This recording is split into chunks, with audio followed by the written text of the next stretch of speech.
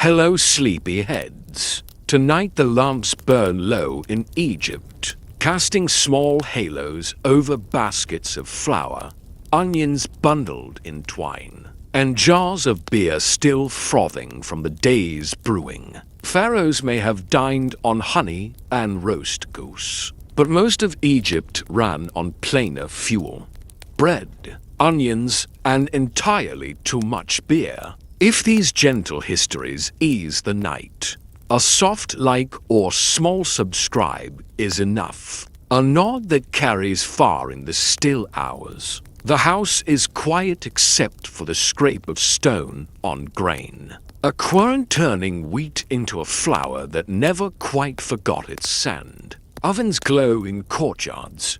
Loaves rise and harden, and teeth pay the price. A tray of onions waits nearby, sharp, humble, but loyal to every meal. And in the corner, jars of beer cloud the air with that mix of sour and sweet that says, life goes on. Dinner is the same as yesterday and the day before.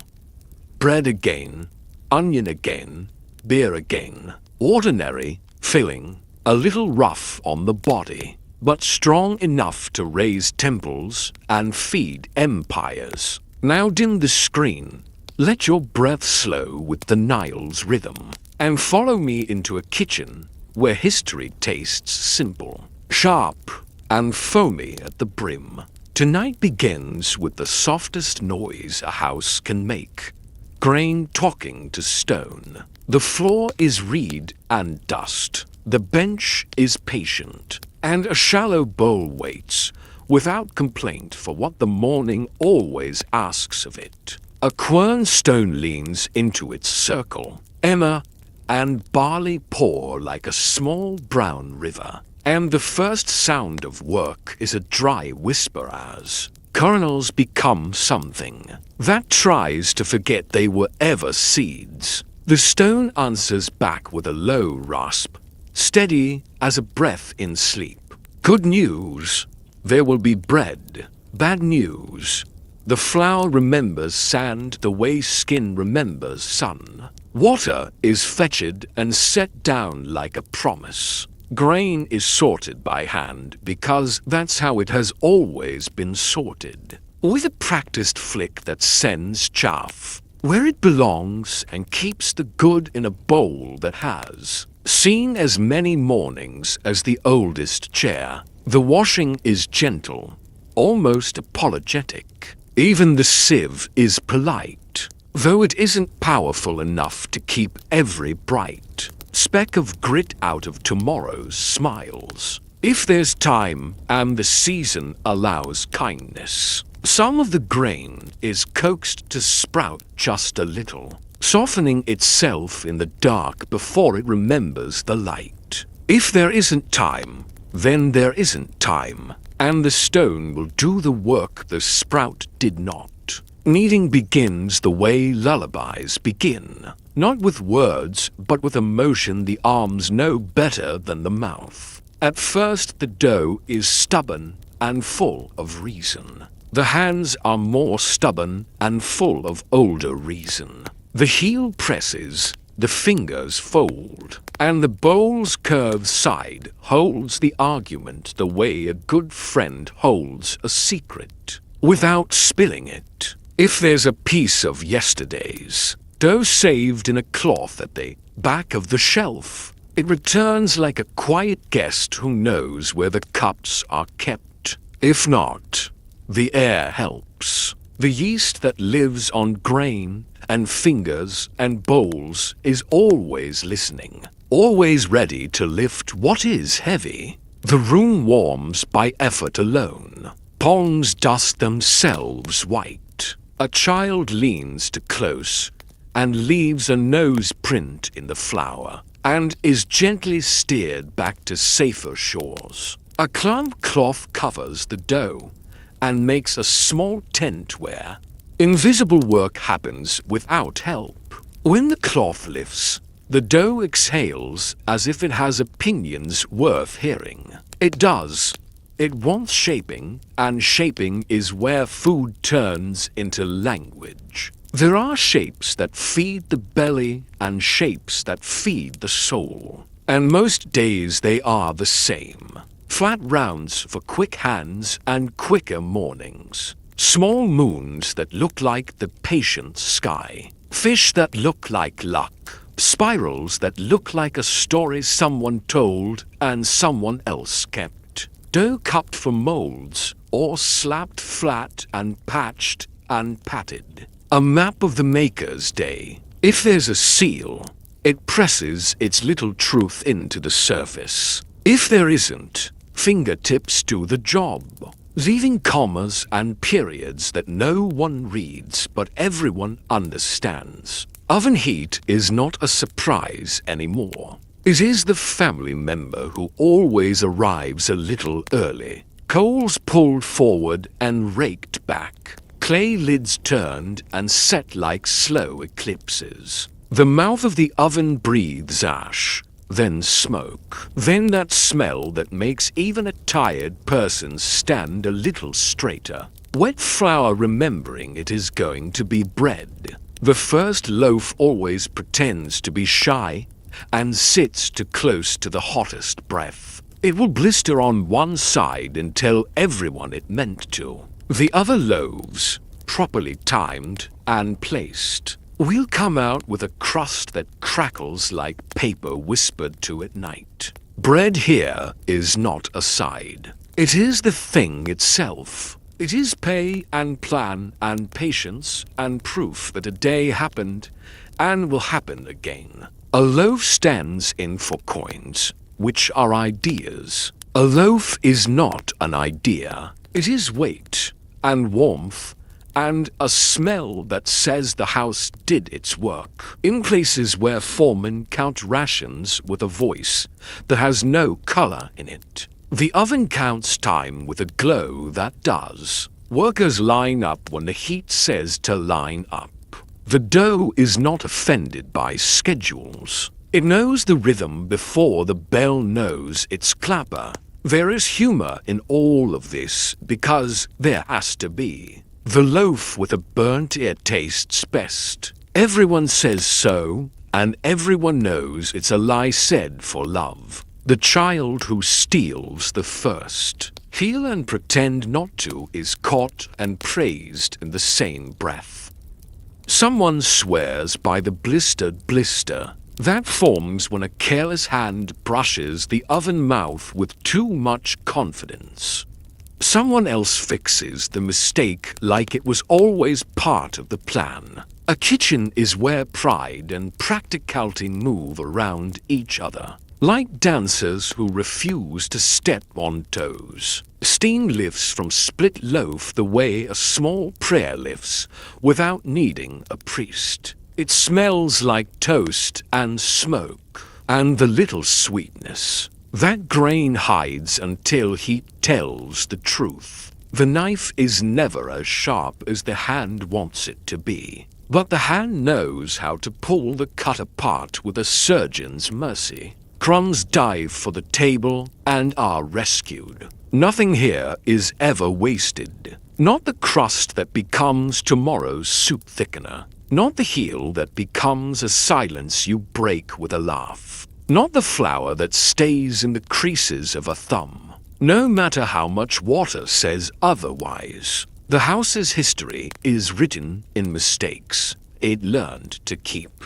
The sieve that misses grit is the reason everyone chews on one side for a day. The dough that rose to fast is the joke that adds salt to each retelling. The morning someone forgot the cloth, and the skin of the dough dried, and had to be tucked inside to hide its shame, is a small drama that ends in bread anyway. There are tragedies and there are loaves. And most of the time they are not the same. Bread is busy upstairs in the world of mouths, but it has its duties downstairs, too, where light doesn't go unless someone carries it. In cool chapels under painted ceilings that pretend the sky is always perfect, Bread sits on painted trays and real ones, making promises on behalf of the living. The shapes are the same: moons, fish, spirals. Because the gods prefer a language that kitchens already speak. Lists carved into stone read like recipes and like calendars. They are really contracts. What the living bake, the dead receive. What the dead bless, the living keep. There is nothing abstract about it. A loaf placed on a shelf in a silent room is a sentence with a subject, a verb, and an object. We remember you. Back upstairs, the oven's breath slows. The last loaves come out, and the rack becomes a parade ground for sleepy soldiers, lined up in brown ranks that deepen as they cool. Crusts click and settle. A tiny applause for work well done. Hands hover over each loaf, a habit more than a check. As if touch could bless what heat already did. Someone drags a fingertip across the flour left on the table and draws an accidental river that splits into accidental canals that go nowhere and feel like something anyway. The floor is swept and refuses to be clean. Flour is loyal. It clings to lips and lashes and the pale creases of a knuckle and says, very quietly, that this is a house where grain becomes bread and bread becomes day. A jug sweats in the corner and pretends it did not hear the joke about watery beer. The doorframe has a mark where countless elbows have leaned at the exact moment a slice was stolen and a scolding was delivered with a smile that couldn't possibly fool anyone. The morning, which was all work, becomes suddenly gentle. The dough has told its story. The oven has finished its sentence. The house has produced what it promised to produce, which is more than most houses can say out loud. Somewhere nearby, the first onion is cut, and the room briefly belongs to the eyes. Somewhere else, a child mouths the word hot and learns again why patience is a virtue written in steam. We will leave them like this, loaves shoulder to shoulder, cooling in orderly lines, crusts ticking softly as if the bread is counting itself to sleep. The room holds warm air like a secret it intends to keep for at least another hour. Palms are white, lips are white, apron is white, and the smile under the flour is a small moon of its own. We'll let them rest. The loaves cool, crusts ticking softly, and the heat that made them doesn't go far. It simply moves down the lane and grows a doorway. There's a queue already, long as a story. Baskets tucked against ankles and marked so no one pretends not to know which is which. A twist of reed here, a double knot there, a scrap of dyed cord faded to memory. Every family has a signature more reliable than ink. The oven tender, apron singed at the edge, forearms lacquered with old heat. Doesn't need a sun to tell the hour. The line itself is a clock. When bodies gather, flame listens. When baskets stack, the day is ready to be fed. The oven stands low and stubborn, a dome that breathes in charcoal and exhales bread. Beside it, an ash mound slopes like a pale hill where the tender parks the coals between batches, keeping them half asleep and ready. Bedia molds, those thick, blunt clay cups, sit in a ring, waiting to be filled and lidded like little planets. Hands move without hurry, but never lazily, dough plopped, pressed, smoothed with a thumb. Lid settled ash brushed from the rim with a wad of damp reed. It's a small choreography of not burning fingers. A misstep leaves a kiss-shaped blister that becomes a joke by evening. When the mouth opens, the oven shows you its weather. Heat rolls out first, dry as an opinion, and nudges shins backward. Then the scent creeps in, damp dough turning into a voice everyone understands. Lids lift and turn, a quarter, a half, a full spin, then down again, in and out with a hook, a rag, a breath held while a knuckle risks the edge. The tender reads the bread by sound. A crack means patience, a sigh means now. A loaf tapped with 2 fingers answers with a hollow promise or a soft refusal. And that is how timing is kept in a town that owns few clocks. Families take turns like a song, each verse just different enough to keep it honest. Morning loaves leave first, dense and sure, wrapped in cloth and stacked for the backs that will hold baskets and stone until shade has thoughts again. Later, a drift of reheats, yesterday's bread kissed back to warm for teeth that like kindness. Toward evening, thin breads arrive, quick and obedient, meant to lie on stew like a lid or tear into ribbons that thicken lentils and make a small pot feel brave. The oven arranges the day into 3 meals whether anyone asks it to or not. There's thrift moving through the line like wind you only notice when it stops. Stale bread becomes less stale if it's patient in beer long enough to remember morning. A heel softens, a crust forgives. Crumbs don't dare pretend to be trash. They thicken pots. Crust pans stretch a stew farther than a guest expected. The greater earns its keep, making tomorrow's sprinkling from today's edges, and a clever hand will scrape the browned sweetness where a loaf met clay and call it spice. Waste is a stranger here. Scarcity taught everyone to be polite to leftovers. Scarcity also taught humor, because someone had to. Stone seasoning, the tender coals, the grit that somehow found its way into even the most careful flour.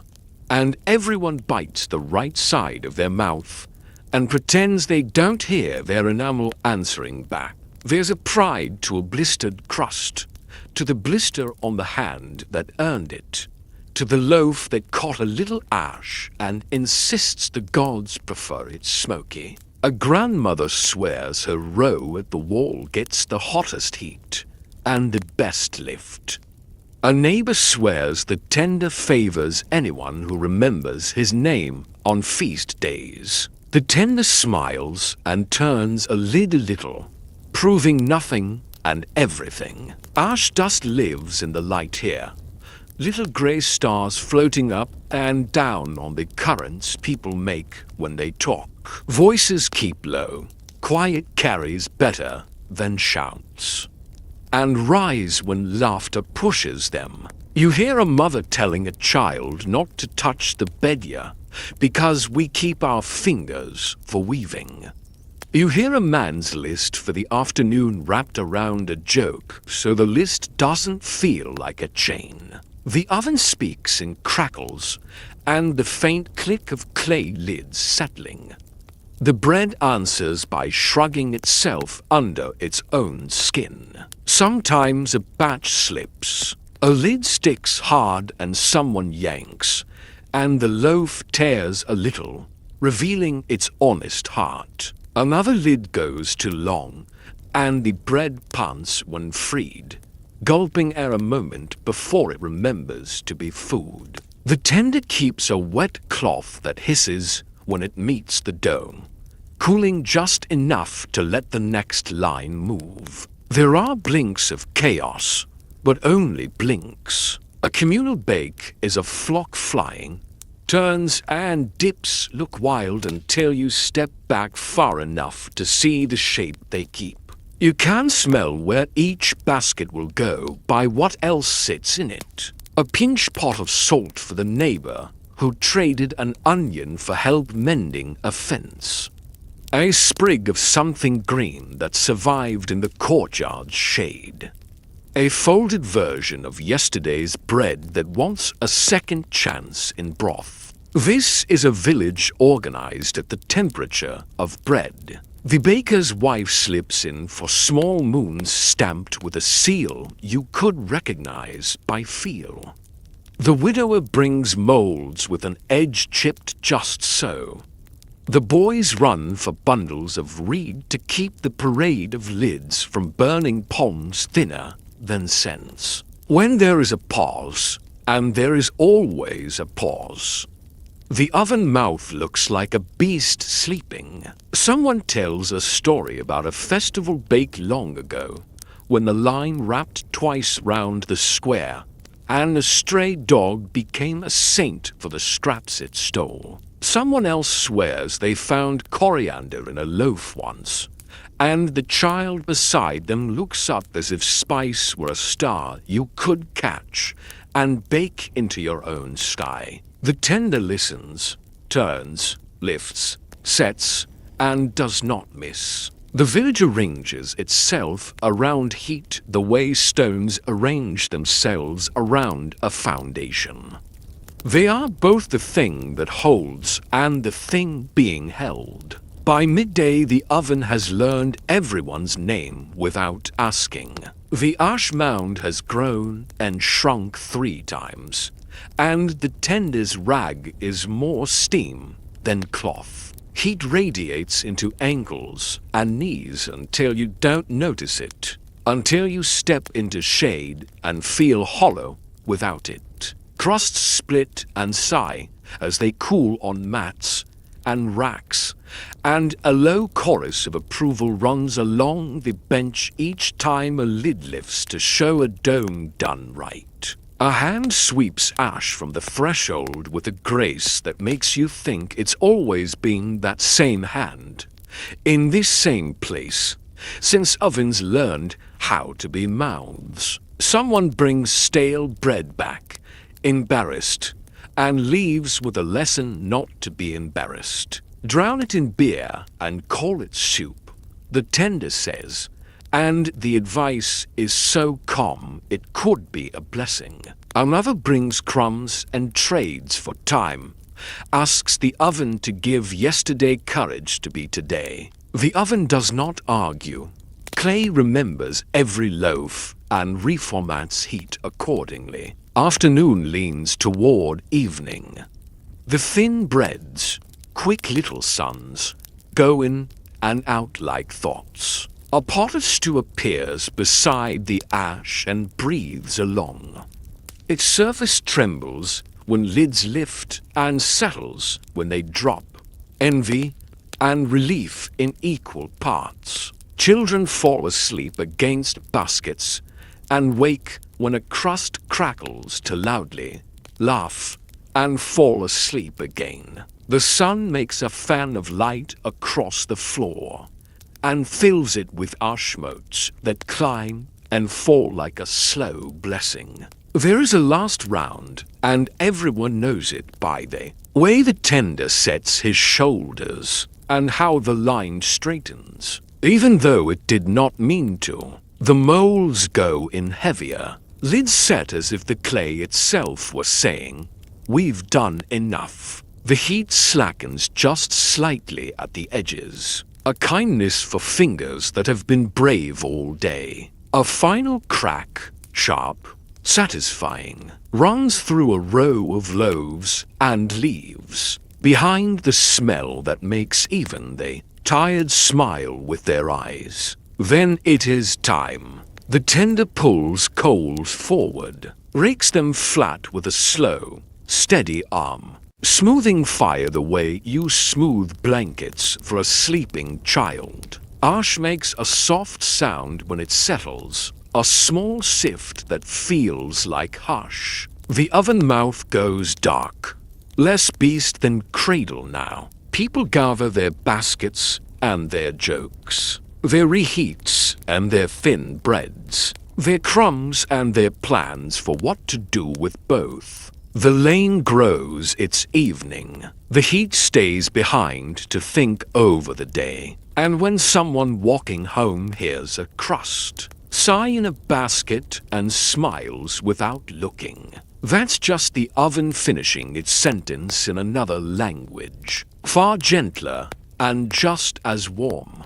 The heat of the ovens fades behind, but the scent of toast and ash lingers on the breath as the path tilts downward.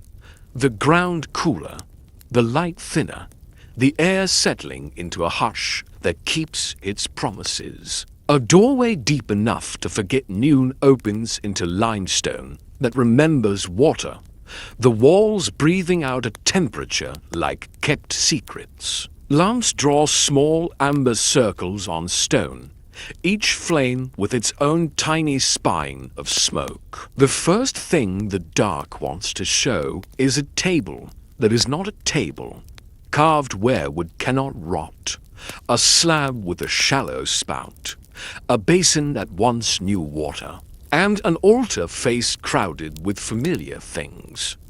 Loaves in neat ranks, jars with generous bellies, a cluster of onions that look ready to bite the tongue. The shapes echo the kitchen above. Moons, hands, fish, spirals. It is the same language, spoken more slowly. Here, bread stops being just bread and becomes a sentence with no end punctuation. The painted trays are piled in a way hands pile food when a guest has traveled far. More than enough, and then more again. The paint makes its own warmth, ochre crusts that pretend to crackle, white flour that pretends to dust a thumb. Some loaves stand tall, some lie in white-bellied rows, others tilt against jars like they got tired of being perfect. The quiet tells a story kitchens already know. If you feed the hungry, they remember. If you feed the dead, they can't forget you. On the wall beside the false door, a list behaves itself in neat columns and favors you by being honest. The words are work and wish at once. Bread by the thousand, beer by the thousand, ox and fowl when fortune allows, onions, lettuce, every good, pure thing which is how a heart says both please and thank you. It reads like a calendar pretending to be an inventory.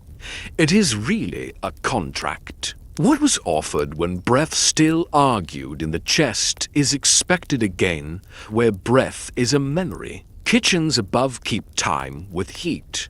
Chapels below keep time with recitation. The two clocks agree. Hands make this magic go. Priests with voices softened by repetition and smoke.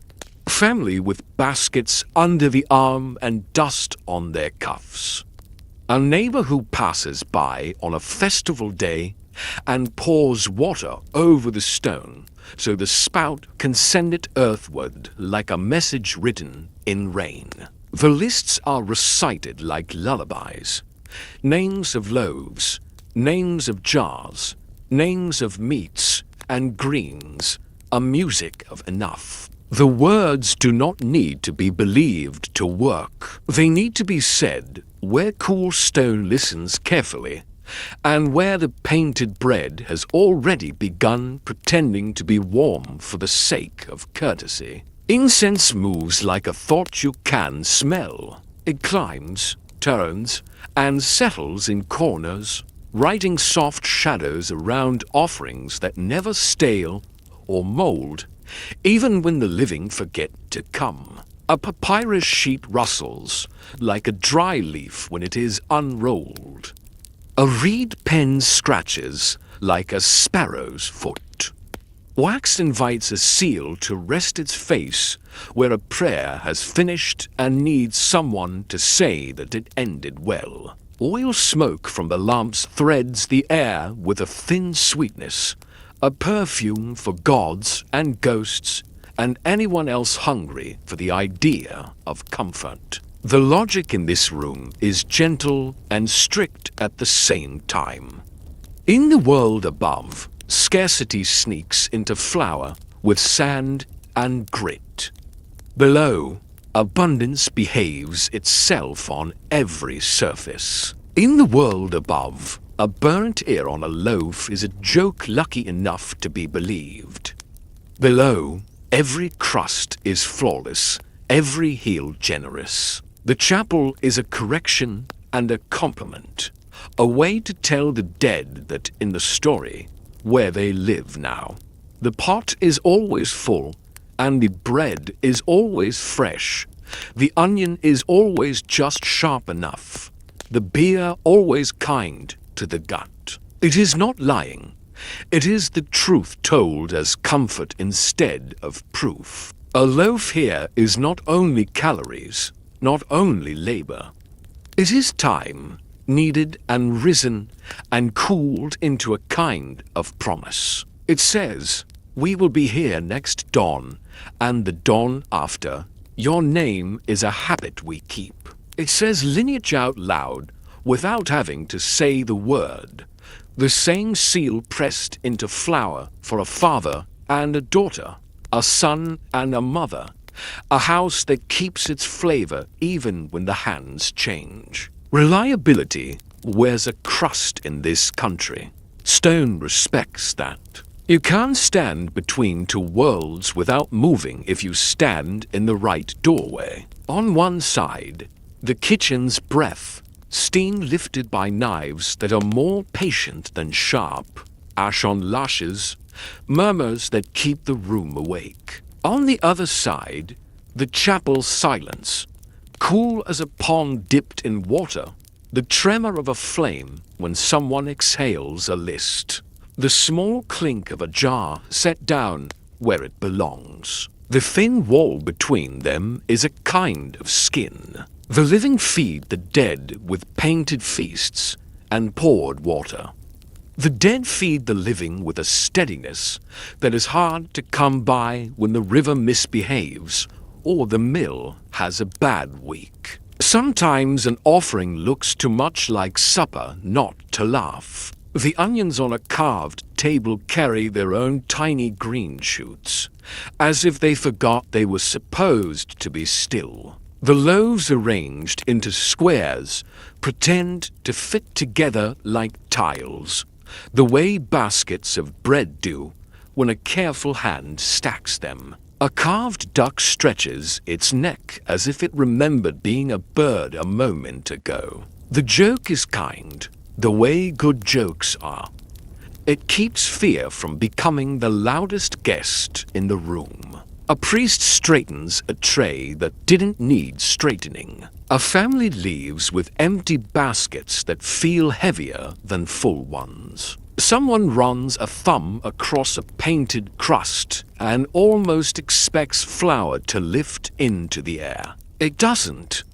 It doesn't have to. The idea of warm bread is sometimes warmer than warm bread itself, especially where warmth is borrowed from lamps and not from ovens. The dead do not eat the way the living eat.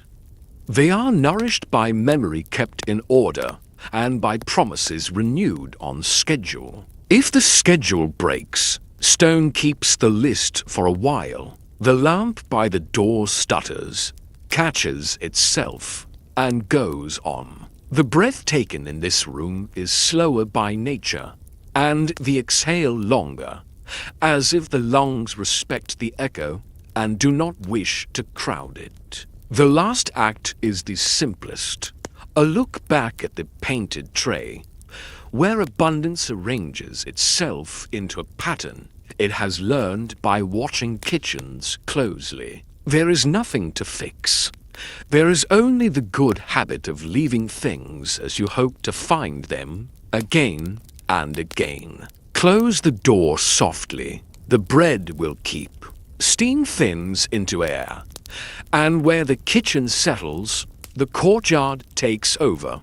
Light slanting, shade gathering in a clean-edged patch beside a low tray. On it, the ordinary royalty of noon. Onions with their paper skins, leeks with dark fans and pale stems, green shoots mild as promises. A knife kisses stone, polite and sure. Skins crinkle like dry letters unfolded and read again. The sound of thrift. The first cut blooms its small storm, sulphur up the nose, eyes watering without asking permission.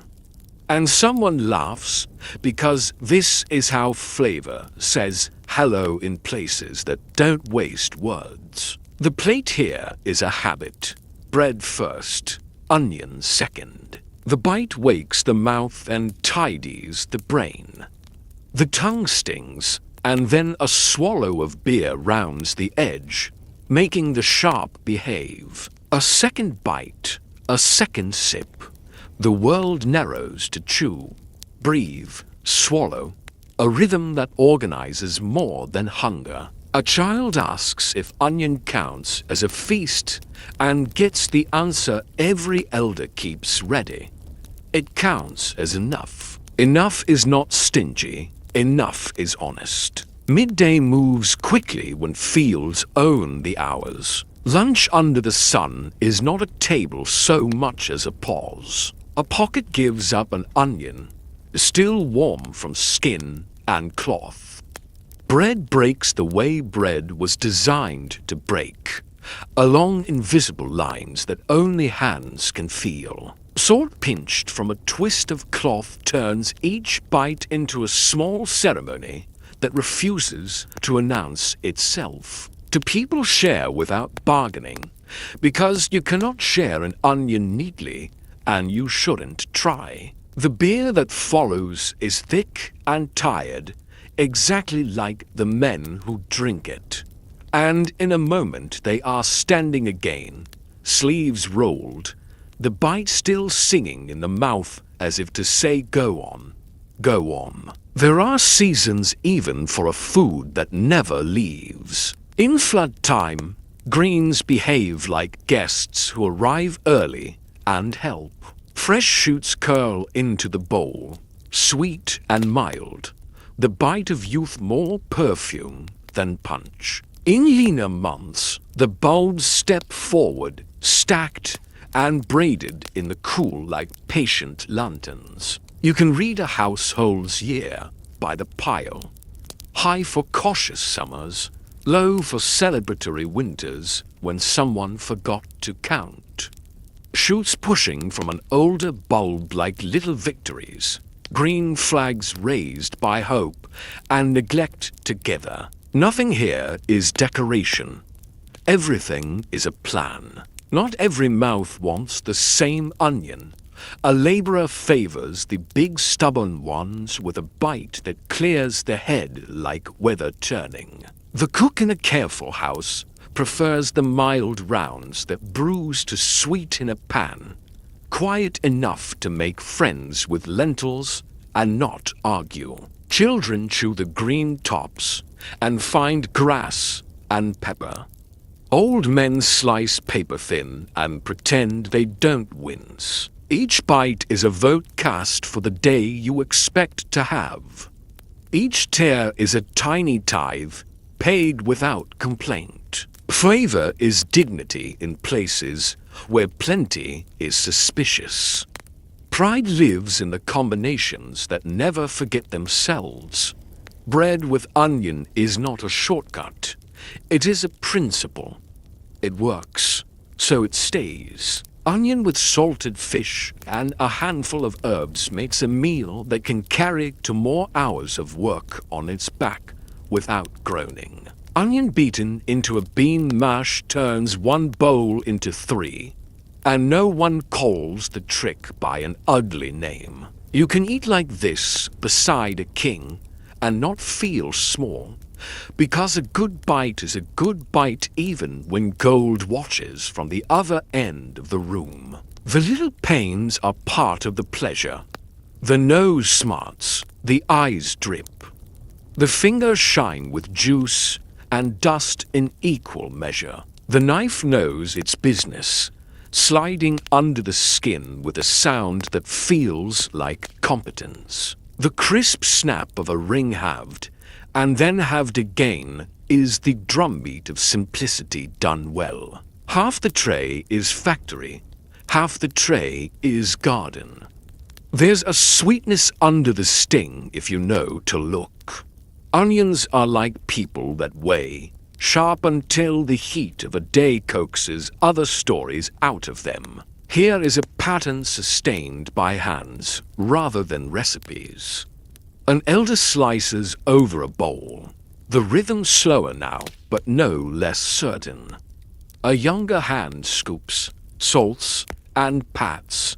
The smallest hand steals, and thinks no one sees. The bowl that goes to the field is not heavy, but it weighs the right amount, like a promise. The bowl that stays for the sick is sliced gentler, soaked a while, the bite softened into kindness. Onion belongs in the kit beside thread, flint, and the good knife. Things that aren't news until you can't find them. In markets, onions are the loudest quiet thing. They do not shout color or perfume like figs and herbs, but they make stalls look trustworthy. Braids hang from hooks like trophies won honestly. The merchant's hand disappears into a pile and comes up with exactly enough, not as a trick, but as a courtesy. A coin passes, a nod follows. No one pretends that more is better when the week is long. Onion is not the price of a story. It is the story the price sits on. Meals take their confidence from small decisions. Onion on bread before dawn. Onion with a smear of bean paste at noon. Onion cooked until its bite turns into a whisper when there's time to let a pot remember the morning. The mouth knows the mouth, sting, swallow, steadiness. There is no glory in it and no apology. On a feast day, the bowl grows an extra ring. On a thin day, the knife lingers to make slices seem generous. The same smell threads both days, knitting them into a life. There is superstition, and there is sense, and onion stands with a foot in each. Some swear the sting keeps bad air from walking in, that a mouth busy with sharpness is a mouth bad luck avoids. Others say it strengthens the chest, that the breath after onion is braver in winter. Whether the stories cure anything is unimportant. They feed the mind while the bulb feeds the belly, and that's two medicines at the price of one. Watch how the day forgives itself after a meal like this. The field looks less like punishment, the sun less like an argument.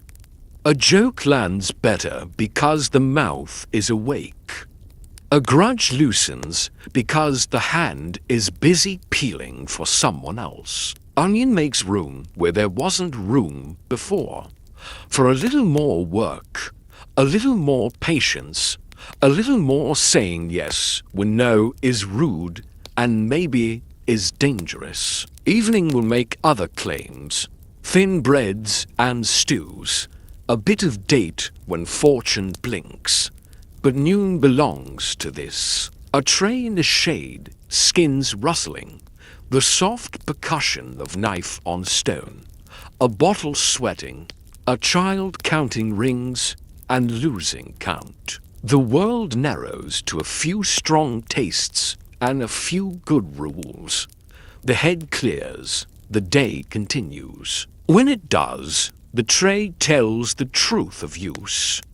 Onion skins gather in a curl like shed birds, a small pile that looks bigger than it is. Fingers wipe themselves clean on linen that knows better than to complain. The knife is rinsed and laid flat. Someone carries the bowl away. Someone else shakes the cloth and sends the crinkled paper to the corner where kitchen dust becomes tomorrow's sweep. The shade slips a little to the left. Work stands up and stretches. And just like that, eyes dry, mouth tingling, breath steady, the day goes on. Steam from the kettle makes its own small weather. A cloud that rises, thinks better of it, and settles back into the room. The tray that held noon's onions now holds other work.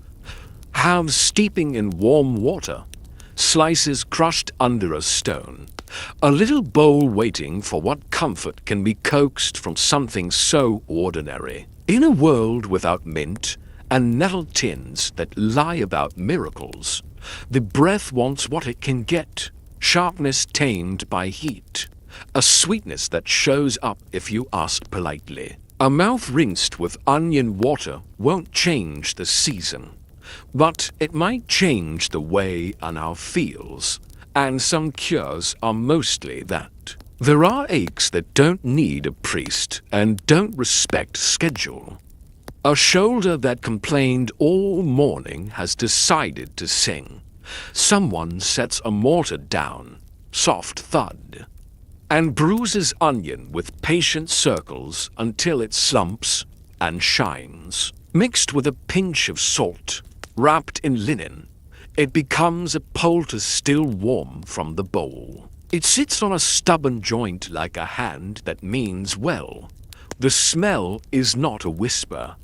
The joke writes itself, smelling like the field even at home. Laughter is medicine here too. It lifts the chest just enough to make room for the next breath.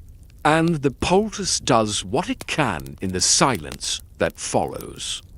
Onions keep company with bread and beer on more serious tables, the ones that face stone and names. They are not luxury.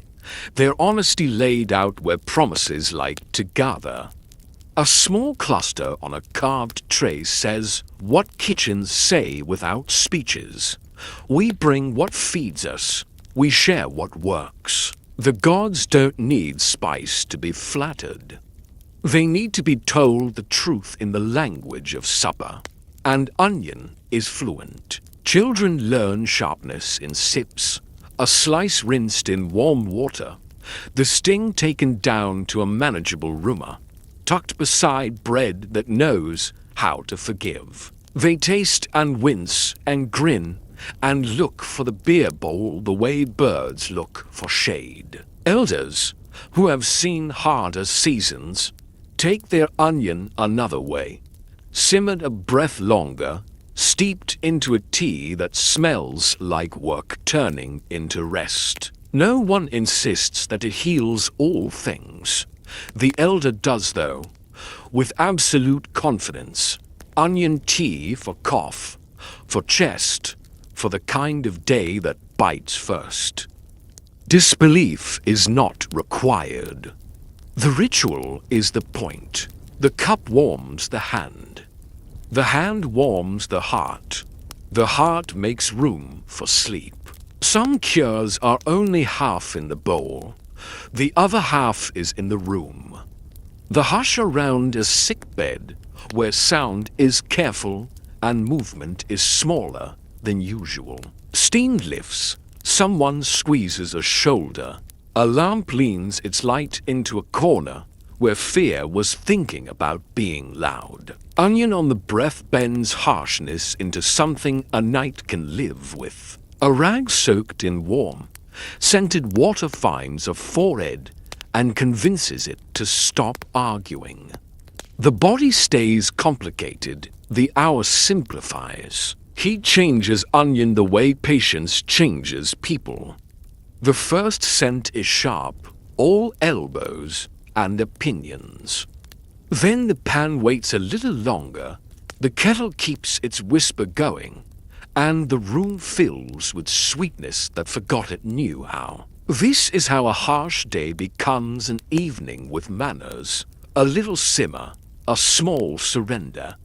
Even the mortar seems to approve, its stone face bright with juice and purpose. In the corner, scraps pile like paper birds, skins from bulbs, pale threads from leaks, the leftovers of rescue. They'll go to the sweep later, but for now they look like evidence that time was used well. A child pokes them and asks if the cures are real. The answer is simple and generous, real enough. The cup is set down. The breath eases. The room decides to believe in small things for a while. Belief doesn't need spectacle. It needs repeatable kindness.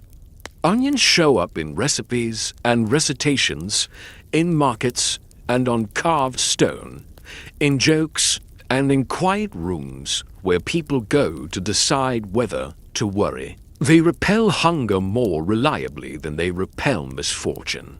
But they try to be good at both. If a mother rubs a little juice on a chest and calls it bravery, who is the day to disagree? The child falls asleep.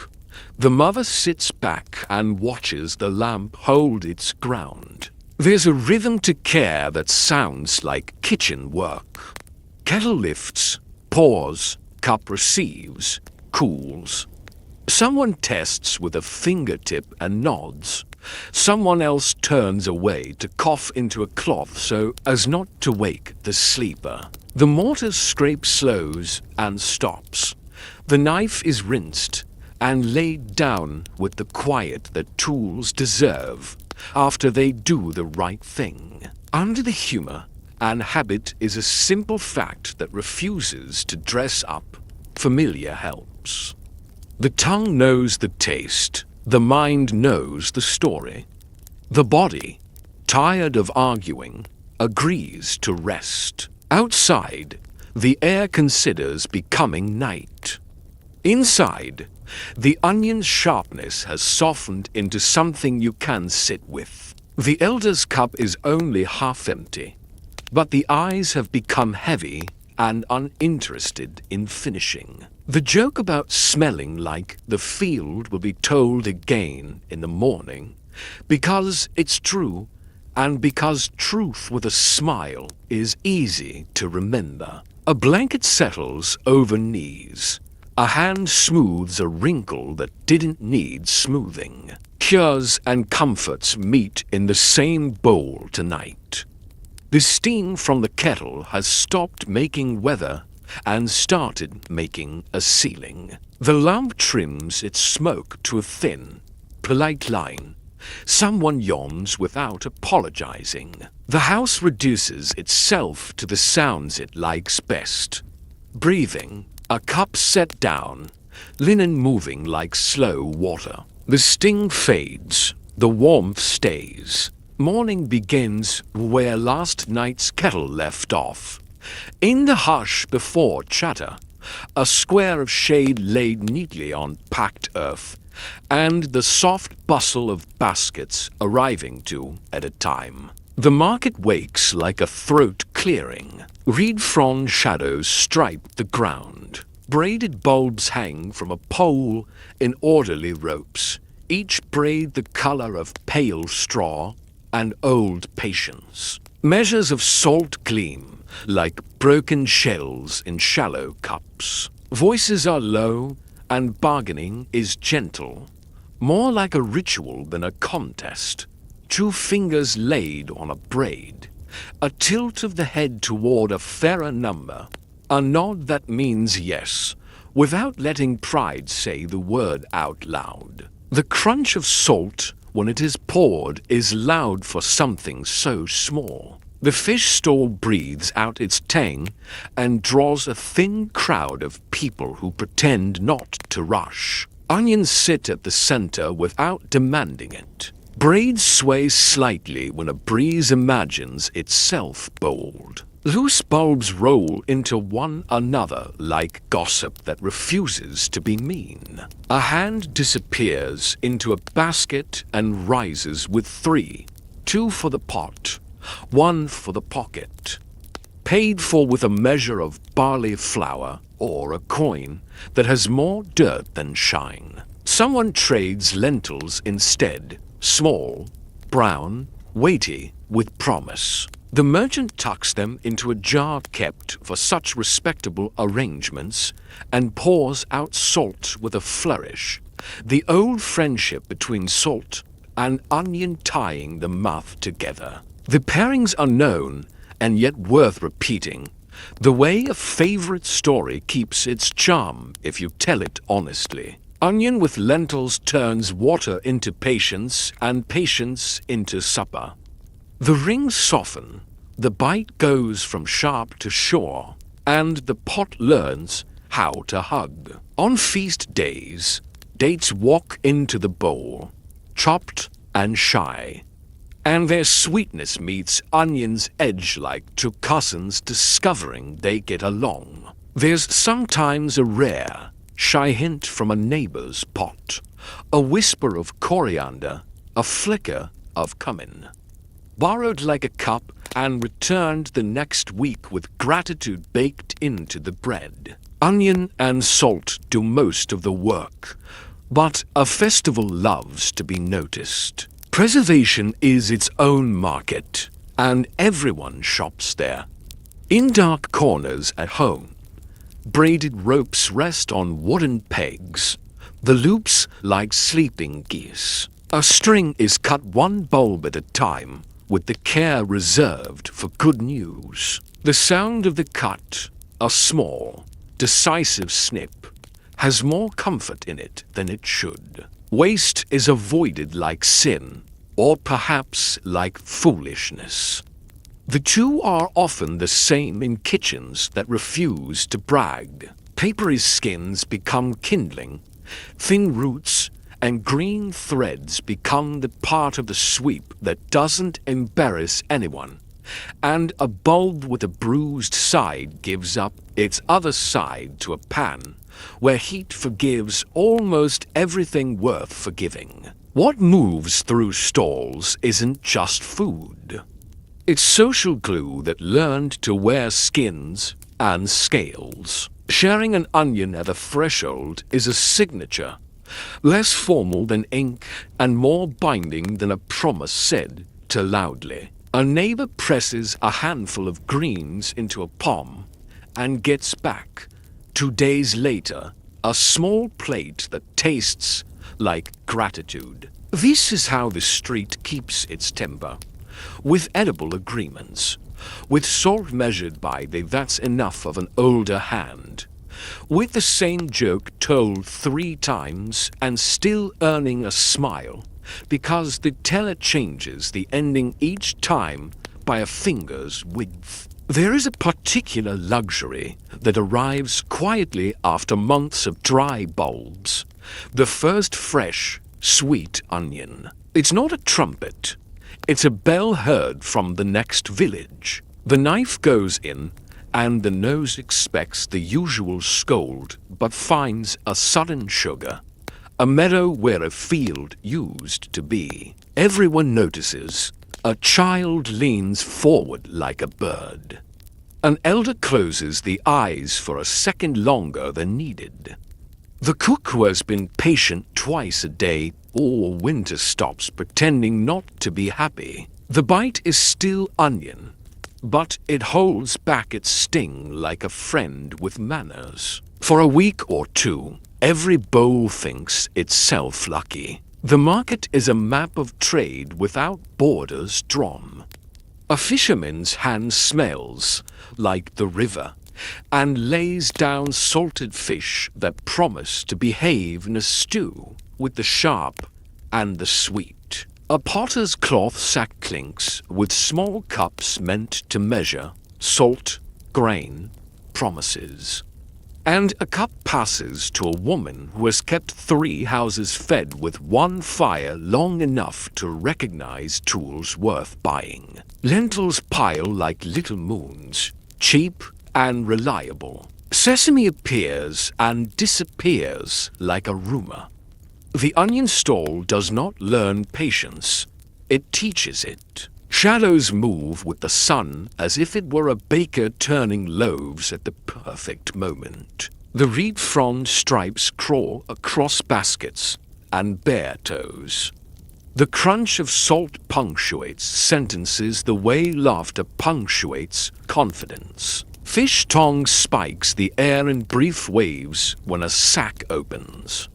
A buyer nods despite themselves and adds a piece to the plan for evening. Somewhere a braid creaks on its rope, a quiet, domestic sound that says we are stored, we are ready, we will last. Preservation has other faces too. An onion set aside with a small green tongue sticking out is not scolded. It is promised a corner of soil. Grow. Then, someone says, not caring if anyone hears the tenderness. Later, that corner gives back a handful of greens on a day when spice is memory and oil is a rumor. The bulb that shriveled gives one more gift as stock, as base, as background that makes other things feel brave. The rule isn't strict, it's loyal. Don't throw away what can still tell a story in a pot. Trades blur into talk, and talk blurs into errands that steady the afternoon. A girl with a basket swaps onion for thread, thread for a pinch of dye, dye for a favor to be named later, which everyone knows means bread when the flour runs low. Boys run, then pretend walking was always the plan when a mother looks up. Old men argue about which stalls bulbs keep best and conclude, as they always do, that keeping is half the keeper and half the season. A vendor cuts a bulb to show its heart, white, tight, clean. And there's a quiet hum of approval that feels like a vote tallied. By the time the sun decides to be generous to roofs instead of people, baskets have their say about how the week will go. A braid for the peg, a string for the kitchen hook, a fistful for today's pot, a single bulb for the pocket, that secret companion who understands mid-afternoon better than a friend who talks too much. Salt rides home like a hidden treasure. Fish lies in shadow between cloths that admit nothing. Lentils shift with each step and sound like a private rain. The last small luxury is free. A vendor cuts this sweet young onion into 4, passes a sliver to the child who asked without asking. The bite is met with the kind of silence that means everything is fine. A second sliver goes to the elder, as if the world were perfectly balanced and only needed proof in edible form. The street agrees in low voices that the season has turned in the right direction. Then the market does what markets must. Baskets empty, dust settles, relieved to have purpose again. Stalls fold into themselves with practiced grace. The fish stall washes, the salt cups cover, the onion ropes sway, lighter by kindness and coin. Home is a walk away, and home waits with just enough. A table that recognizes what sits on it. A knife that is older than some mistakes. A pot that forgives. The door closes on the day with the soft thud of a braided rope finding its peg in a dark corner. And a breath says without needing to say, enough and exactly. The onion sting softens into memory. And what follows is gentler still. A jar lifted with 2 hands, a tilt that makes a small weather of its own. Beer pours cloudy, barley sweet, the color of a story told twice. It moves like a meal that remembered to be a drink. No ceremony, no speeches, just cups passed down a bench, each one catching its share, each hand knowing when to stop without measuring. The first sip is thick and kind. The second tells the spine it can unclench for a minute. Water makes its argument in the background and loses. The river can be clear and still be cruel. Beer is gentler, its grains rinsed and warmed, its mash made honest by heat, its life coaxed by fermentation until what could harm learns better manners. A mother pours carefully for a child, the thin top of the jar where the sharp settles, bubbles marching and breaking like quiet applause. Enough, she says, and the word means the day will continue. Rations are logic you can drink. Morning measures, midday measures, the tallies scratched where the eye will travel, a notch for each bowl, a mark for each cup, an old line where someone once tried to cheat and got caught by the memory of a neighbor. Don't spill your wages, the foreman reminds the clumsy, and the bench laughs without cruelty. Beer is pay when grain is pay. It is both coin and lunch, and the jar that sloshes in the sun is a payroll the mouth can count. Taste changes with the week and with the person who stirred. Some batches run sour enough to wake a priest, others sweet as dates on a forgiving afternoon. Heavy when the pan sat to high for too long. Thin when the mash grumbled and had to be coaxed. A household's batch is a signature. Yeast in the cracks of a jar, a habit of stirring, water from the same corner of the yard. Jokes survive on foam alone. A good head today means luck.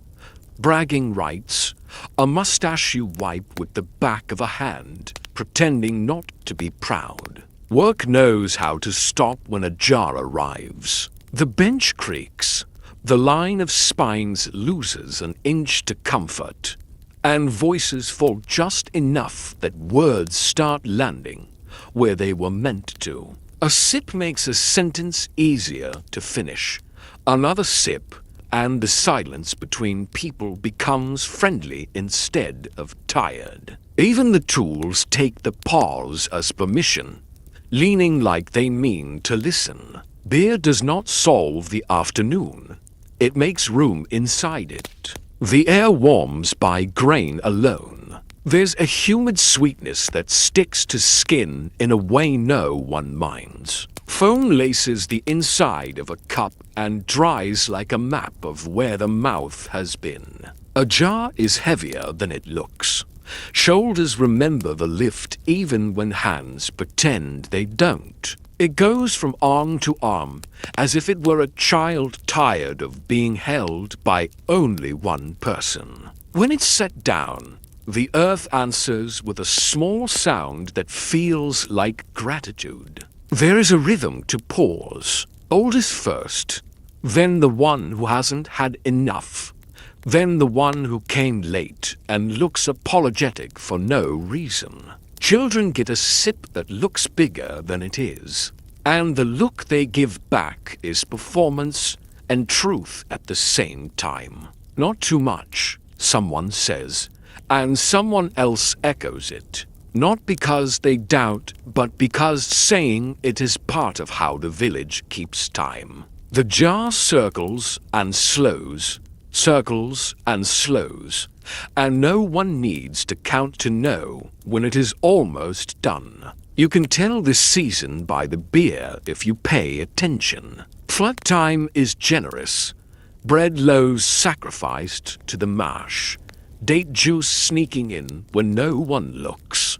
A sweetness that says yes without shame. Lean time is cautious, thinner, honest. A drink that asks for respect and gets it. The same jar holds both, and the bench doesn't complain about either. Custom is a fence that keeps people close without making them feel caged. There are small rituals everyone refuses to call rituals. A thumb swipes the rim to capture the last foam. A cup is set down, not appended. The jar mouth is wiped with cloth and tied off between rounds, as if it had eyes that could be tired. A song sometimes starts and sometimes doesn't. When it starts, it never finishes the same way twice. The laughter that follows a cough is not unkind. It's a reminder to breathe through the nose when the sour rises. Beer knows how to be many things at once. It is lunch when lunch is late. It is courage when the sun forgets mercy. It is apology made edible when tempers only half meant what they said. It is a way to store grain where mouths can find it. It is water that learned humility. It is on a night when the jar is fuller than sense. Story fuel, and the stories are better than the jar deserves. The mouth decides what to call it today. A worker says thick with approval and doesn't mean heavy. A mother says gentle and doesn't mean thin. Someone, always the same someone, claims to remember a batch so fine it tasted like the river had apologized, and everyone tells them to drink instead of speak. The jar listens anyway and tries to improve out of sheer politeness. The bench teaches stillness while the jar teaches balance. It's an easy spill if a hand gets cocky, and the lap that learns that lesson is laughed at until the wet dries, and the person is handed another cup without being asked to earn it. Don't spill your wages, someone repeats, gentler now, and the phrase feels older than the person saying it. The ground takes its tiny share and pretends it meant to. In the shade, beer wears a different face. Cooler, quieter, the grains smell less loud. In sun, it's bolder, foam livelier, sweetness more obvious, the weight of it friendlier to muscles that have done enough for a minute. Both places are correct. Both pour the same.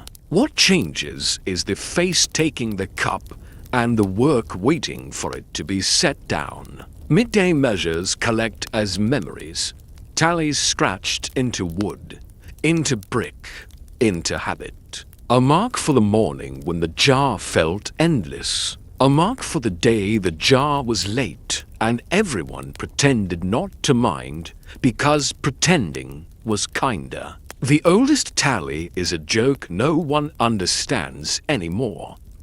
But they keep it because erasing it would break something they don't know how to fix. Keeping is as important as counting. At the end of the pause, the jar sits with less to say. Cloth comes up and ties itself across the mouth. One knot, then another, the way you close a thought that might be needed again later. The foam recedes like a tide ashamed of ambition. The bench creaks when bodies remember height and purpose. Hands reclaim tools. The voices change shape from round to straight. Back to it. The jar sits where the last cup left it, and the room that drank takes a breath, then a second. Now the work of making what was poured, the quiet craft that turns grain into something the mouth understands. It begins long before the bench, with a shallow tray and a patient eye, sprout, dry, crush. Whole ears are wetted and tucked warm until they think about becoming plants. When they whisper yes, a grandmother's hand says enough, not today, and lays them out to dry. The husks go from green tender to pale and ready. Crushing is a sound as old as kitchens, mortar telling their round story while small hands take turns with the stick. Proud to be trusted. Wet husks cling to palms, sweet and grassy. The smell is already halfway to drink. The mash is to minds at once. Hot and cold, each with its own reasons. A pot warms and sighs. A bowl stays cool and cooperative. One mash waits just shy of a boil to coax starch into sugar. The other keeps the sprouts work intact. When the two meet, it's a marriage that makes sense. Heat and patience, science without the name. A child stirs first, slow circles, sleepy concentration. A grandmother leans in and names it enough the way weather names a season. By feel. In this house, enough is a place on the spoon, a certain weight against the wrist, a shine that didn't exist a minute ago. Fermentation is a language learned with ears and fingertips. There's a skin of bubbles that floats up and calls itself proof, thin and busy, then thicker and thoughtful. Someone presses an ear to the jar neck and hears the faint fizzing like distant bees. A finger dips, tastes, and tells the room what tomorrow will bring. Tomorrow, not today, is a verdict the house accepts without grudge. The jar rests under a cloth tied with waxed thread. The knot is a small ceremony that says hush to air and argument alike. The faint sour hums the room, not loud, just enough to let everyone know life is at work where eyes can't help. Nothing here is wasted.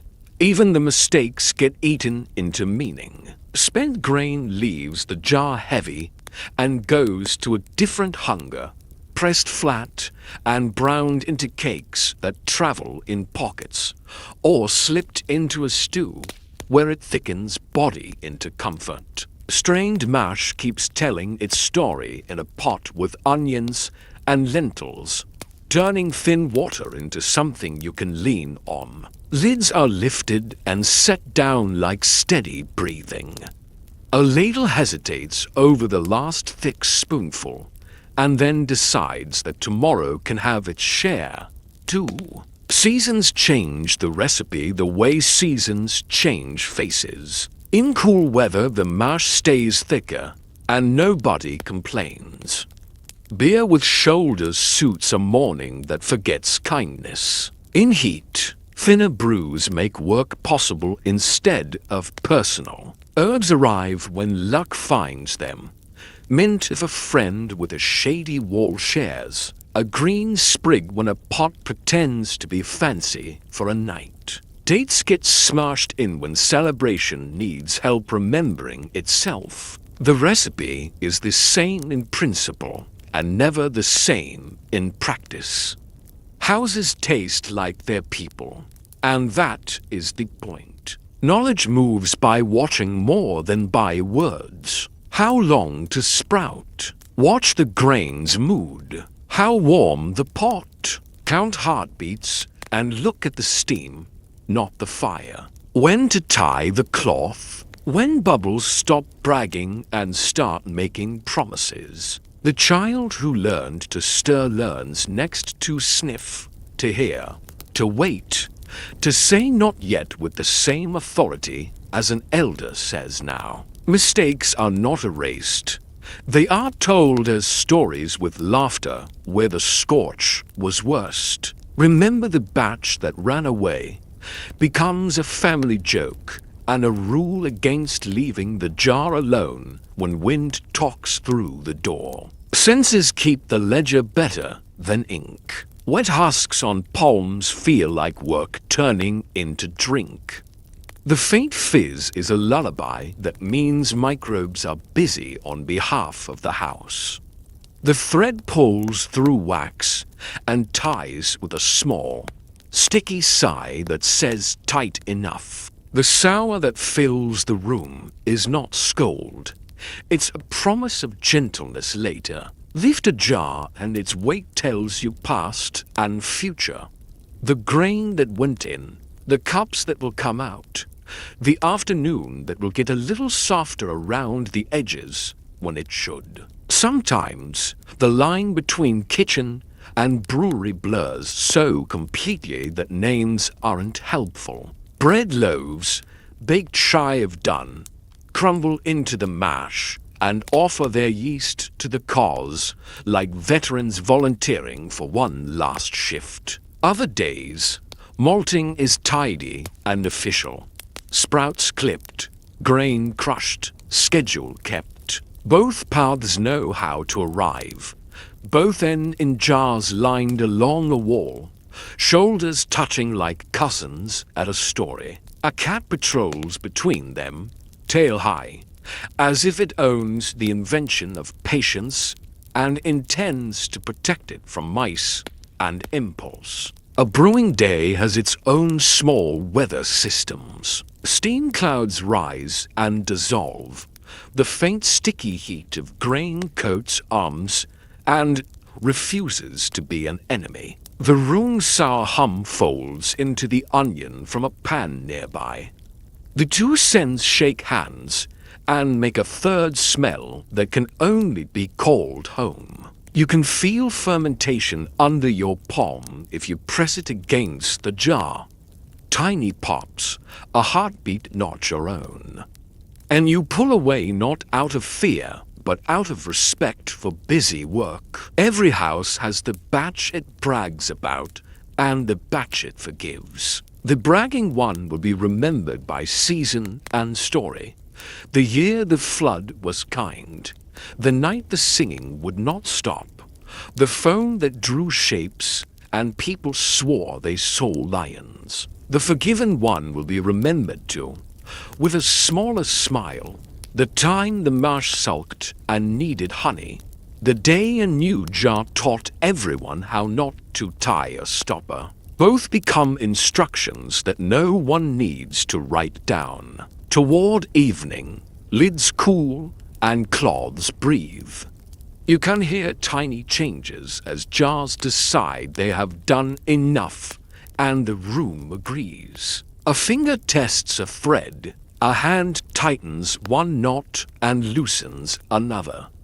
A child is warned once about bumping the wall and then forgiven when curiosity wins by a nose. The ferment's fizz calms from chatter to murmur. Someone marks the tally stick with a knife nick that looks like all the other nicks and isn't. Then the lineup takes its final shape, jars in a row along the cool wall.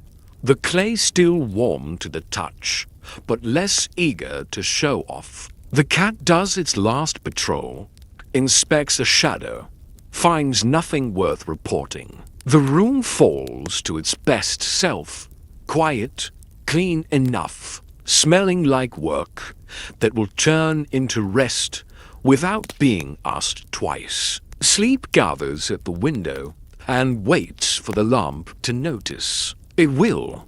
It always does. The jars along the wall have finished their quiet work, and the house remembers the other place beer belongs.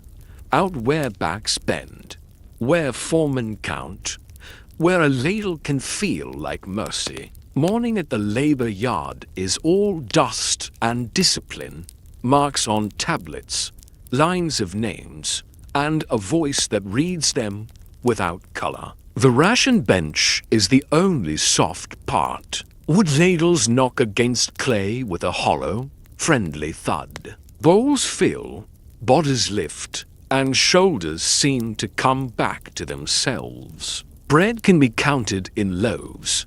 Beer is counted in the way a face changes after the second swallow. A foreman's voice is a metronome. Name, mark, measure. Again, the tally stick collects small promises in neat scars. It isn't generosity, it's logistics with a soul. This cup was earned yesterday, and the day before, and the day the wind turned cruel. Work rations look like equity when you squint, like survival when you don't. Bowls pass hand to hand. The same joke about not spilling wages makes its circuit and returns improved. Even the sun hesitates, while a line of workers drink a minute's worth of comfort in 3 gulps. Far from yards and tallies, big-bellied vessels settle against swaying hips and steady hands. Procession jars move at the pace of breath, bound for shrines where promises like to sit down. Beer learns new words in this company. Thank you, forgive us, please, and says all 3 with equal fluency. The jars wear cloths tied neat, their mouths covered the way a guest covers pride. Would ladles fall quiet here? Chanting takes over, low rhythms that braid voices and turn steps into a shared spine. The beer poured on an offering table is not refreshment. It is grammar for a conversation too large for speech. Festival nights teach cups to be drums. The first song is practical. Keep the feet together. Keep the bodies from forgetting they are bodies. Then dust joins, dancing in the lamplight the way gnats love the edge of evening. Someone stamps a beat and finds 5 others stamping back. The cup that touched lips now keeps time against a knee. Dishes find their way to safe corners. Chores step outside to listen and do not come back in. For an hour, perhaps 2, the town acts as one being delighted with itself. Rules arrive in the quiet way rules prefer. Who pours first isn't a contest. It's memory clearing its throat. Elders, then the tired, then the ones who carried jars the longest. Who toasts last is the one who speaks best when drunk with joy, and least when drunk with anything else. A youngster tries to stretch the jar with water, and is caught by a chorus that knows what unkind thrift tastes like. The punishment is laughter, and a cup refilled the proper way, which is always more lesson than scold. Stories bloom.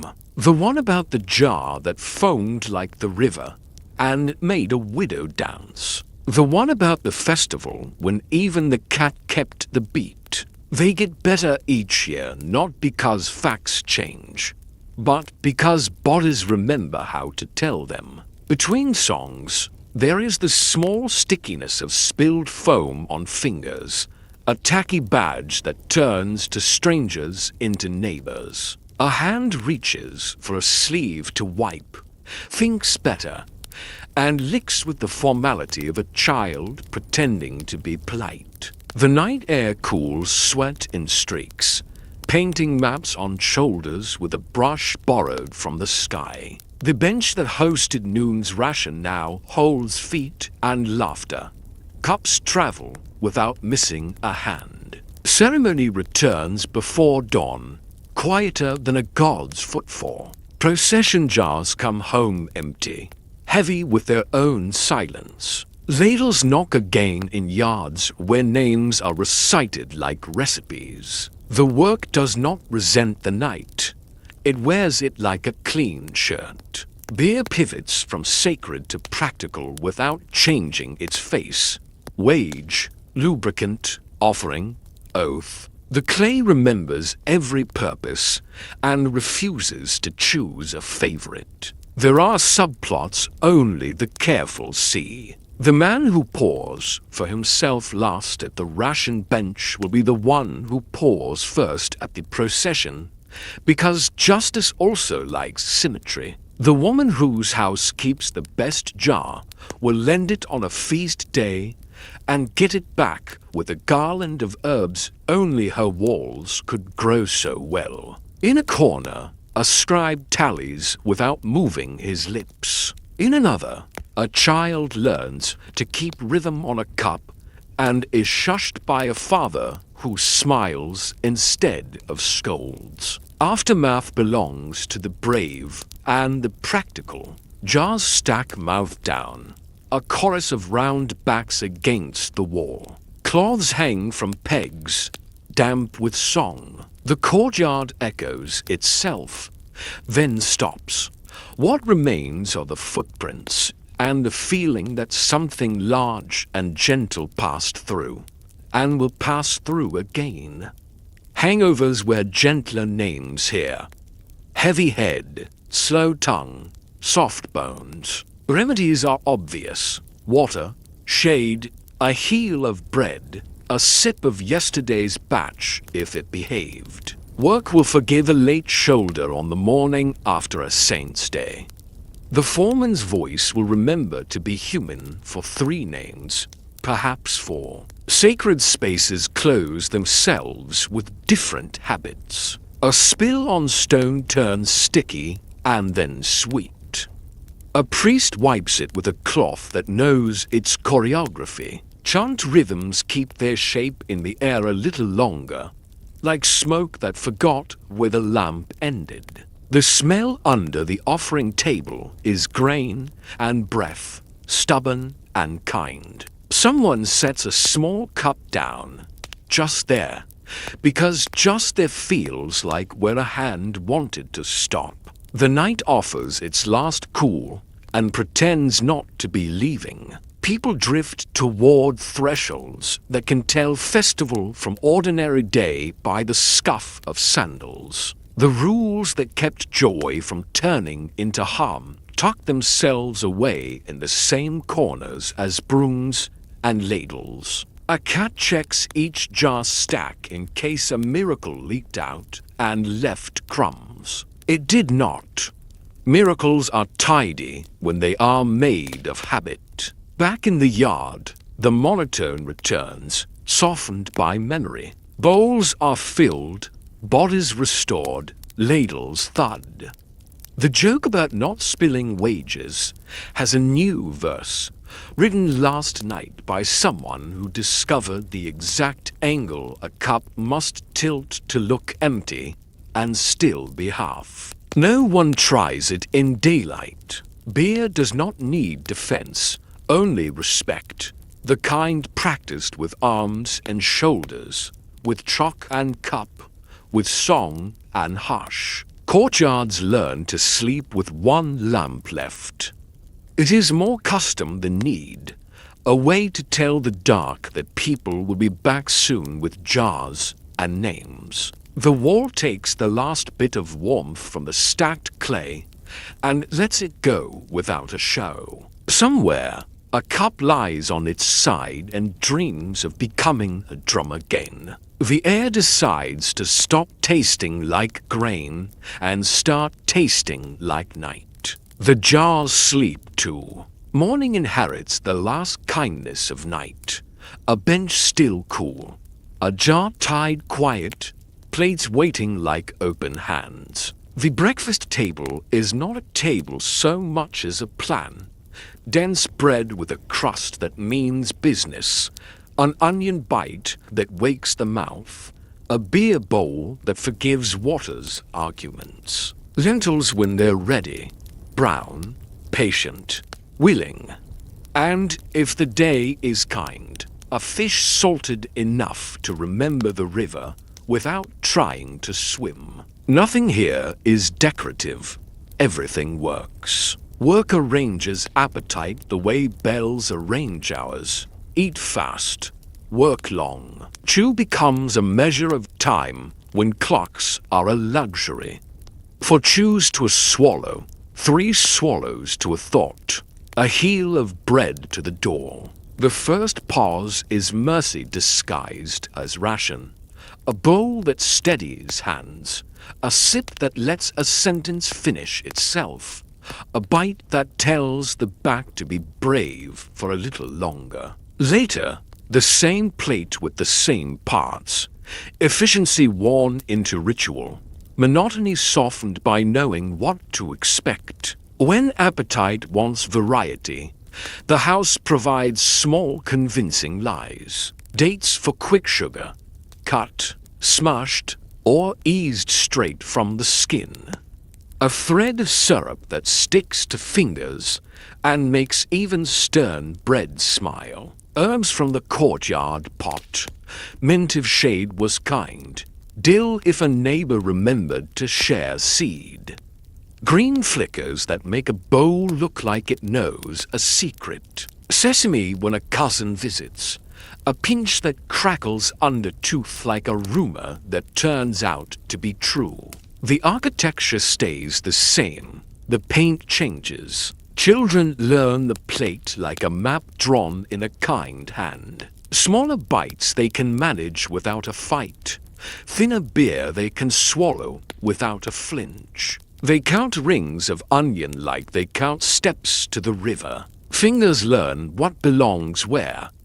Bread anchoring the edge, onion in the corner, lentils heavy in the middle, fish set aside with the dignity of a guest. The first time a child tears bread along its natural seams without help, 3 adults pretend not to cheer. A house's economy is visible at mealtime if you know how to look. Loaves traded for salt, salt stretched like wisdom. The better onions saved where a guest might sit, not because flattery is policy, but because hospitality is the only wealth that refuses to be taxed. A fish kept back for a sick neighbor, because appetite and illness have always been enemies worth separating. Counting happens without numbers.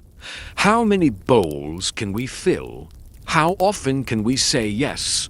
How gently can we say not today? Steam from lentils is a kind of grammar, simple, warm, and always right. It fogs a bit of air above the bowl and writes reassurance where nobody needs to read it out loud. Date syrup is truth you can lick from a thumb, sticky, amber, smug in the way only sweetness is allowed to be. Scales on dried fish crackle under a knife's insistence. Almost music if you let it be. The cup is the same every day and good for it, warm and round, comforting in the way sameness can be when sameness is safety. Sometimes the plate looks rich by accident. A handful of cucumbers cut with the knife that just met fish, a flatbread kissed back to soft over last night's coals, an onion sautéed enough to forget it was ever rude. Even on those days, the foundation is stubborn, bread, onion, beer, and the friends that visit know their manners. No one here mistakes glitter for gold. They eat until the shoulders put themselves back where work left them, and the day resumes. The patterns of work press little signatures into appetite. Quarry days want heavier beer and more lentils. Fishing days want bread that travels and onion kept whole until noon. Harvest wants everything now and in both hands. A mason's lunch is shaped differently than a weaver's. Crumbs in one pocket, sweet in the other. Both pockets worth guarding from dogs and cousins. A feast day interrupts the math in the best way, but even a feast bows to the trio at the center of the table. There's pride in doing a lot with not much. Bread that stands in for coins without posture. Onion that seasons poverty into dignity. Beer that carries a morning without asking to be thanked. Additions and swaps are an art form taught without lectures. How to stretch stew with crumbs. How to trick a child into eating greens by letting the greens swim in lentil kindness. How to make yesterday agree to be today with a little heat and a little story. Guests make the plate sit up straighter. The better onion finally meets the knife. Sesame comes down from its shelf like a small festival. Dates appear and pretend they live here all the time. Bread is cut with more patience. The beer is poured with a hand that remembers first sips. Children are warned to behave, and then forgiven when they don't, because a house that can't survive a child's enthusiasm is not to be trusted around joy. There's no shame in counting ahead. A loaf kept aside against a bad wind. Onions braided so you can cut one without waking the others. Lentils soaked the night before, because tomorrow's mercy needs today's plan. Even fish, salted into memory, agrees to wait until luck winks. When the doorframe learns who comes hungry by the sound of their feet, the house tries to be ready. Appetite is honest about fatigue. Some afternoons, chew is a chore, and the bowl is a hill. Then the cup earns its keep, and the onion's sting turns into something like resolve. Bread becomes a sturdy sentence you can lean your thoughts against. Children drowse over plates and are carried to shade with fingers still sticky from date. Adults rinse bowls and hands in the same basin and pretend not to notice that doing both well takes the same kind of attention. When the day is cruel, the plate simplifies without becoming mean. Bread, onion, beer. Nothing more, nothing less. The first bite is a promise. The second is a contract. The third is a reason. On a kind day, the plate is generous without bragging. Fish crackles a little undertooth. Lentils laugh at gravity. Sesame pretends to be a crown and is allowed. By evening, the table tells what it needs to tell without asking for applause. Empty plates stacked just so, bowls nested like thoughts that agree. A sweep of crumbs into a palm, then to a bird, then to a corner where crumbs remember becoming flour. The jar is tied. The knife sleeps with its face turned away. The room holds the soft echo of chewing and the softer echo of thanks not said out loud because it's inside the bite already. Enough for today. The same plate that keeps a house steady also keeps a quiet secret. Flour that gleams when it shouldn't.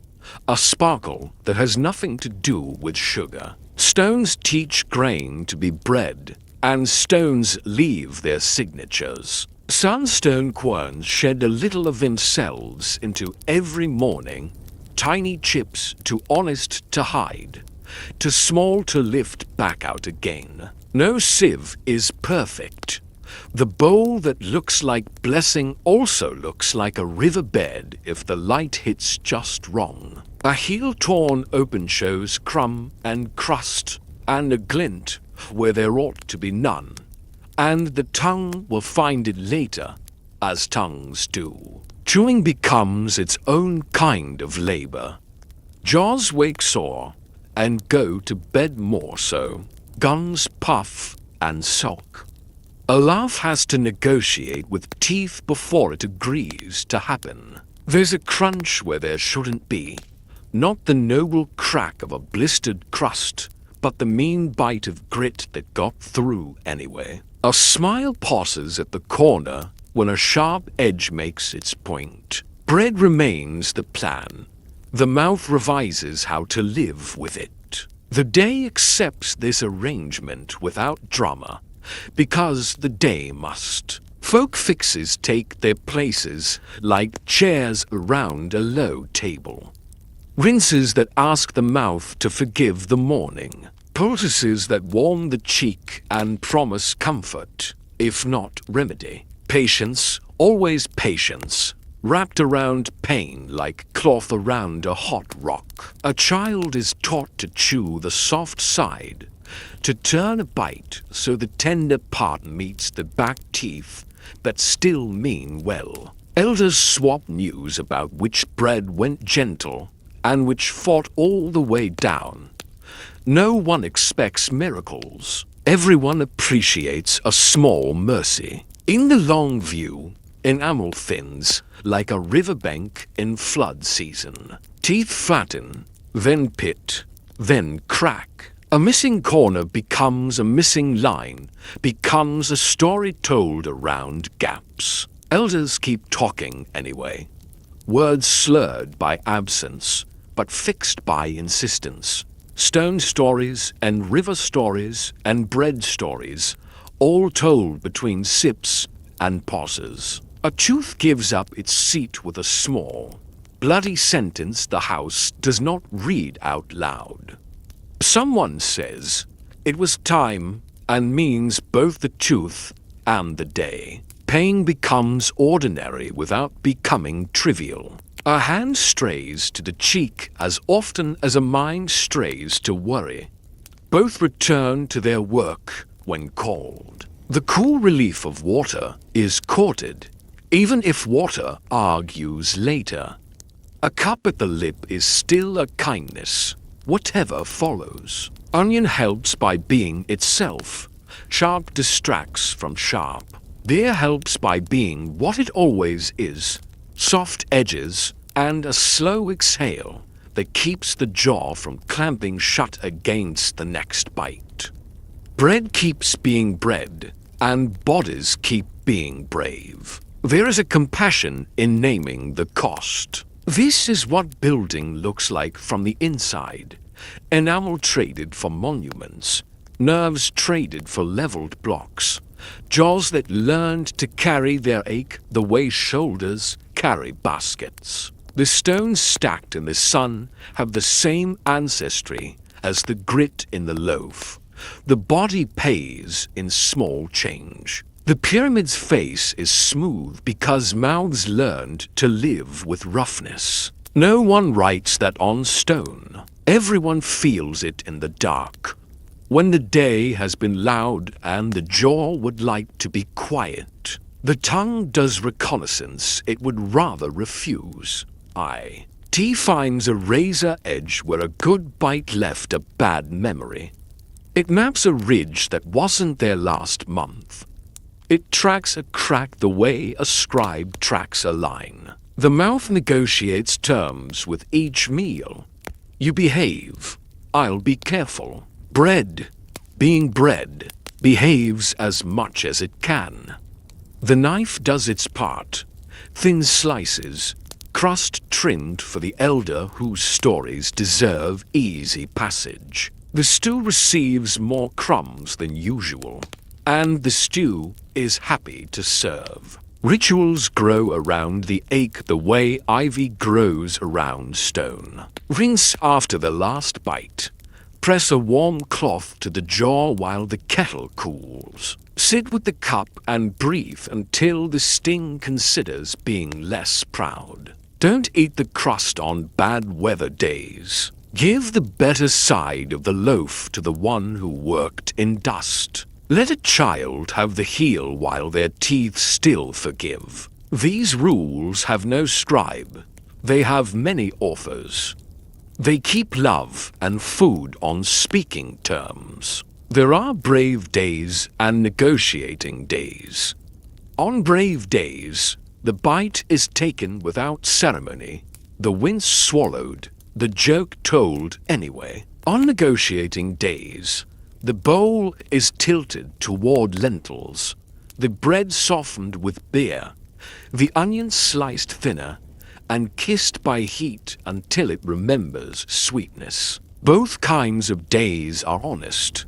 Both move the world forward a finger's width, which is how worlds move, even the ones made of stone. Sometimes a stranger visits, a spice that makes pain forget its name for a bite or two, a soft fruit that keeps the jaw from fighting. Luxuries that earn their moment and then go. The house returns to what it knows. Bread, onion, beer, and the art of living with grit while bending it toward purpose. The mouth keeps its ledger in scars, and adjustments, and the ledger balances often enough for laughter to feel affordable. If a tooth must go, the house makes arrangements. A corner of cloth, a quiet corner of the room, the press and pull, the breath held, and then let go like a rope when the boat is finally ashore. A hand steadies a shoulder, another hand steadies the world. The tooth comes out with a sound that does not bear describing. There is blood, and then there is relief, which is the closest word a mouth has to gratitude when it no longer wishes to discuss what it just did. Night forgives what day demanded. The jaw unclenches by degrees. A tongue checks damage and finds endurance instead. A sip cools, a breath counts to 4 and calls it medicine. The room smells like grain and heat and something sweet that only appears when people finally agree to stop arguing with the hour. Tomorrow will ask for the same courage and get it. Tonight asks only for gentleness and receives it. A hand to the cheek, a slow breath. Tomorrow is softer bread. Sun on stone teaches its own language, glare, heat, the scrape of sled on dust, the breath that finds a rhythm because it must. Around the work, the diet sets its metronome, bread lines, beer breaks, onion breath moving with the wind. A block lifts only when the song says lift, call and response turning weight into agreement. Ho! Now, palms chalked with flour and stone share the same powder. Mouths smell like courage disguised as onions. In the shade of a water jar, the air is cooler by a thumb's width, enough to make a bite feel like a plan and not a gamble. Mutual care is the scaffold no one draws on plans. A better crust breaks, and the better half goes to the one whose hands shook earlier. A sweet onion trades for help with a load that looked light until it wasn't. Humor braces everything. A joke told while a block inches into place is a kind of bracing, too, holding up spines that would rather bow. Someone tucks an extra heel into a neighbor's cloth and acts like it was an accident. Someone pours the last of a bowl into a cup not their own and looks away so the gift can pretend it isn't one. Under the visible architecture is the invisible one, rations, recipes, and routines stacked as neatly as limestone. Bread on time is a foundation, beer measured fair is mortar. The same pot of lentils waiting at the same hour is a plumb line the day trusts. The quarry path has its ledger. The bakery has its drumline. The jar has its circuit. The bench has its appointed creak. The stone stands because the stomachs stand. The stomachs stand because the village moves grain like a choir moves breath. Every block rests on 1,000 small agreements about how to eat and when. When festivals return, food becomes both reward and reminder. The plate doesn't reinvent itself. It repeats itself with permission to glow. Bread again, onion again, beer again, simple, repeated, sufficient. A date on top is a medal that melts in the mouth. Cups learn to be drums and then return to being cups without losing dignity. People sing the same songs louder. The jars circle faster, but never spill. The children run the same circuit and swear they've invented it. Feast says thank you in the language of everyday things said with a smile that wasn't there yesterday. There is a bridge from then to now that doesn't need drawings. Clean beds, soft water, teeth that have never made a treaty with grit. The bench is a couch, the jar is a tap, the plate is a choice, not an order. It's easy to mistake comfort for cleverness until a crumb of old stubbornness in the mouth of history reminds the present that simple things carried empires on their backs. A quiet thank you threads the room without asking for witnesses. To stubborn bones, to patient hands, to recipes that learned to be steady long before anyone wrote them down. The sight smells like sun on stone, sweat, and onions laughed through. Dust hangs on a joke and turns it gold in the air for a moment. A block touches down and the song softens. Tools exhale. The shadow cool of a water jar travels from face to face with the same gravity as a blessing. Someone sits with their back to the light because the light has had enough of them for the day. Far away, lumps find wicks and become small moons whose glow understands sleeping faces better than any prayer. The day collapses in pleasing ways. Bread cooling on racks remembers the hands that will reach for it in the morning. Jars quiet under their clothes. Knots tied like good endings. Knives put away with the blade turned inward, as if modesty were a tool, too. The courtyard teaches silence to itself. The walls hold the day's heat, and then forget it on purpose. Somewhere a child is carried from bench to bed without waking, breath smelling faintly of beer sweet and onion sharp, the two notes that scored the day. This is the part no monument shows, the small, necessary mercies that make big, impossible things ordinary. A better crust shared, a shoulder taken for 10 steps. A joke that keeps its balance while a block finds its level. The invisible architecture holds, the visible one rises. And in the spaces between them, a village eats in the same order it sings. Together, on beat, repeating what works until it becomes a kind of love. Close the day, bread cooling, jars quiet, knives put away. Let the night keep the kitchen.